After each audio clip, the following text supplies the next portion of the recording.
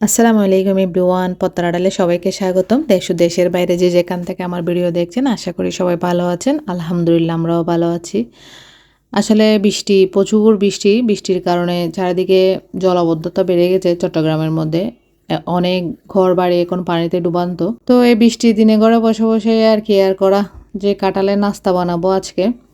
গতকালকে যে কাঁঠালগুলো খেয়েছিলাম অর্ধেক রয়ে গেছিল, বাকি সেগুলো থেকে আমি জুসটা বের করে নিয়েছি। জুস বের করে এখন এগুলো ব্যাটার তৈরি করে নিচ্ছি কাঁঠালের পিঠা বানানোর জন্য।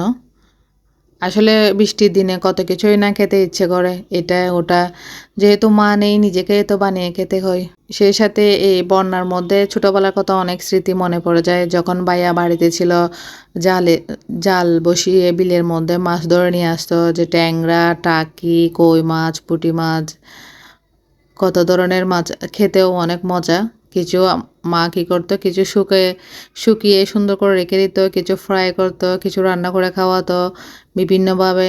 সেই স্মৃতিগুলো না এখন মনে পড়ে, খাবারগুলোও মনে পড়ে, খেতেও ভীষণ ইচ্ছে করে।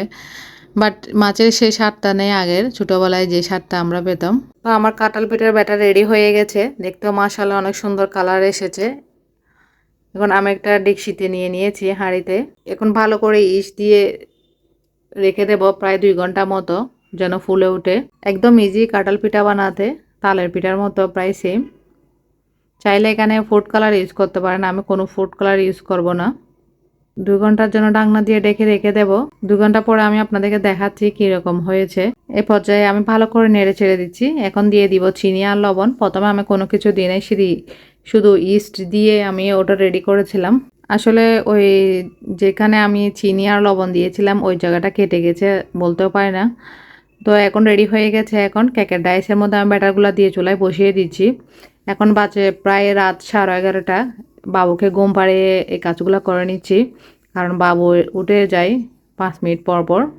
যার কারণে রাত্রেবেলা যত সম্ভব কাজ সেরে রাখতে চেষ্টা করি। সে সাথে এখন উপরে দিয়ে দিব নারিকেল। চাইলে আপনারা কিশমিশ, বাদাম এগুলো দিতে পারেন সৌন্দর্যের জন্য, যারা খেতে পছন্দ করেন। আমি এখন চুলাতে বসিয়ে দিচ্ছি। প্রায় আধা ঘন্টা 15 মিনিটের মধ্যে হয়ে যাবে একটা কাঁঠালের পিঠা। সেই সাথে বাকিগুলো আমি ডাইসের মধ্যে নিয়ে নিচ্ছি। এইভাবে গোলে একটাতে দিব, আবার কাকের ডাইসে দিব। আপনারা চাইলে টিফিন কেড়েতেও বানাতে পারেন। কাঁঠাল পিঠা না খেতে অনেক মজা এবং সুস্বাদু। ফ্রেশ একটা জুস দিয়ে বানানো হয়, বাচ্চাদেরকে খাওয়ানো দরকার। বছরের জিনিসগুলা সিজন ভিত্তিক, কাঁঠাল, লিচু, আম, এখন যেটাই আছে না কেন।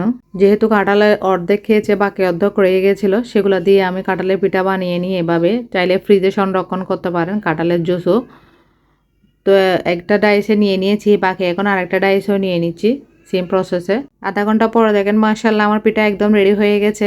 আমি প্লেটে ঢেলেও নিচ্ছি, কাগজগুলো উঠিয়ে নিচ্ছি। দেখুন মাশাআল্লাহ একদম ফসফসে স্পঞ্জি হয়েছে, খেতেও অনেক মজা, তালের পিঠার মতো। সে সাথে এটা হচ্ছে সকালের দিক দিয়ে আরও একটা রেডি হয়ে গেছে, আরও একটা 3টা রেডি হয়ে গেছে টোটালে। এখন আমি একটা একটা কেটে নেব, কেটে সুন্দর করে সেঁকে নেব একটু গরম করে ফ্রাই প্যানের মধ্যে।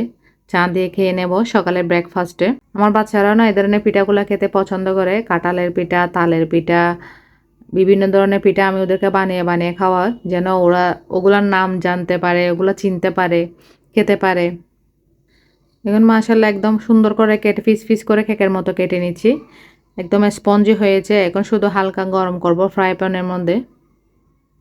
আপনাদেরকে দেখাচ্ছি কীরকম হয়েছে, ভিতরে জালি জালি, খেতেও অনেক মজা হয়েছে।